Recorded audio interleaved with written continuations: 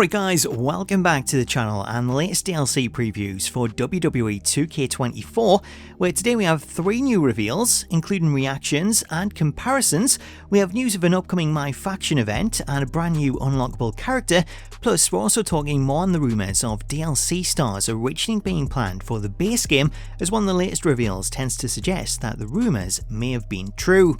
Before we get into that though, if you're new to the channel and you want to stay up to date with all the latest wrestling game news, then please do hit that subscribe button and turn on your notifications so that you don't miss out on future videos. So let's talk the latest DLC previews for the upcoming Global Superstars pack, which is set to release on Wednesday, September 18th, as following the reveal of Jade Cargill, the WWE Games account has teased more reveals as they asked players which 2 superstars they wanted to see next, and that led to some of the stars included in the pack responding to the tweet to hype up their own reveal. One of those was Lyra Valkyria, with this leading to the WWE Games account revealing the first look at Lyra, as shortly after the tweet they went on to share her full entrance. Based on the entrance footage, the version of Lyra we're getting actually dates back around a year ago, as Lyra's attire is taken from her match with Becky Lynch at last year's Halloween Havoc show, where she defeated Becky to win the NXT Championship. When listening to the audio, one thing you will notice is that Lyra's entrance includes a new crowd chant, as the developers have included the crowd's woo chants, which can be heard while she's on the stage.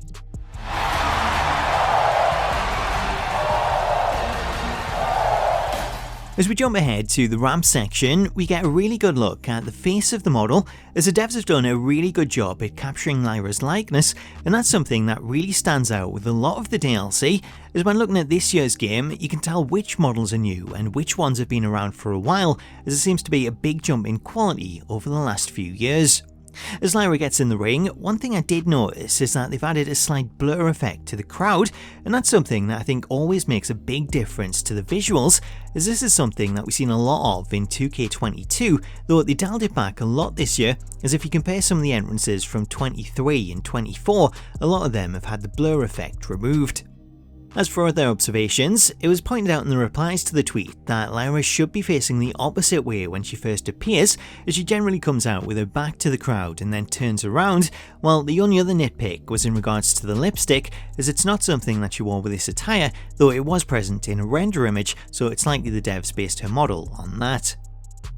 Moving on to our second reveal, we have the Pirate Princess Kairi Sane, as 24 hours after the reveal of Lyra, the WWE Games account went on to post Kairi's entrance, showcasing a brand new entrance motion which sees her holding a Japanese umbrella, which I believe is known as a wagasa.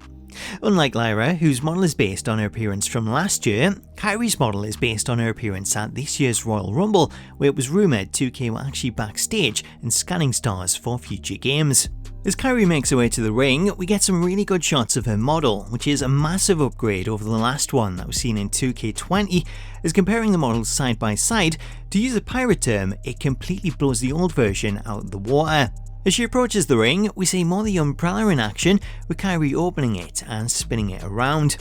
Currently, there's no word on whether or not we'll be able to use Kairi's umbrella as a weapon, though given that 3 of the last 4 DLC packs have all included new weapons, there is a good chance that we could see it included as a new option. If it is included, it wouldn't be the first time that we've seen an umbrella as a playable weapon, as previously in the series, we've seen an umbrella featured as a secret weapon for Gentleman Jack Gallagher, as pulling out a weapon from the left side of the ring led to him pulling out an umbrella as a signature weapon.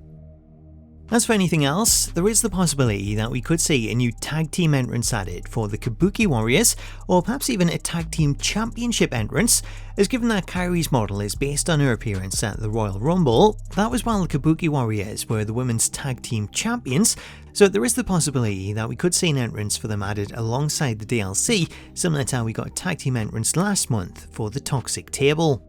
Following Kairi's reveal, the WWE Games account went on to drop a surprise reveal at 8 AM this morning, where they posted the full entrance for Nia Jax. Unlike other previews, where the reception has generally been 100% positive, the reveal of Nia has led to some criticism, as the preview shows her enter with the default trons rather than her own. What I would say is that I wouldn't worry too much about this, as while I can't think of a specific instance, we have seen this happen before, though it's always gone on to be updated in time for release. Alongside the Trons, one other criticism comes in regards to Nia's entrance motion, as there were a few complaints that her entrance motion hasn't been updated, as the footage shows the same motion that's been used since 2K19, and whilst not necessarily a bad motion, I think the biggest reason for the complaint is down to her being DLC, as if she was included on the base roster, I don't think there'd be much of an issue, but because she's DLC, you kind of expect that the entrance would also be updated.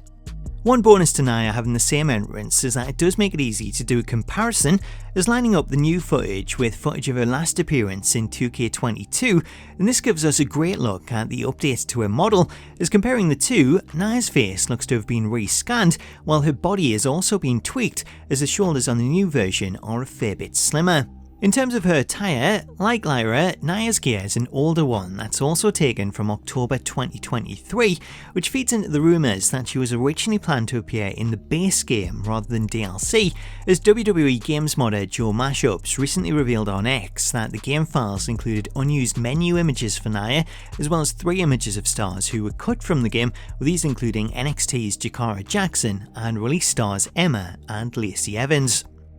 So that's the latest previews for the Global Superstars DLC, which is now set to release on Wednesday, September 18th, as the release date was originally announced as the 20th, but has since been brought forward to the 18th.